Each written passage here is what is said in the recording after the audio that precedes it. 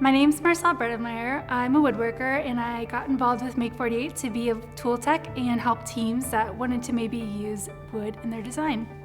I got involved with Make48 really through the maker community. I think it really speaks to how meaningful those connections will be.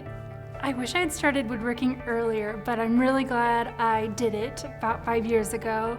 My dad was a carpenter, he was around tools. He made this chair. It's a Stickley Morris chair, and I thought it was so gorgeous. And I just said, could I make something like that? I really wish I could. And he was so excited that I had any interest in it and said, absolutely. I think women should absolutely get involved in woodworking. For me, I guess I wasn't super creative growing up, and even though I kind of had access to tools through my dad, I never saw myself using them. I never thought about making my own things, let alone making my own furniture. It's really exciting to see so many women fearlessly entering woodworking especially, and speaking out about their experiences and encouraging others to do so.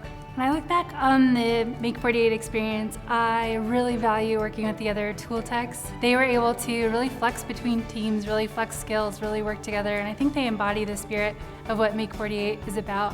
I would love to be a tool tech again, and I would love to convince everyone to make chairs.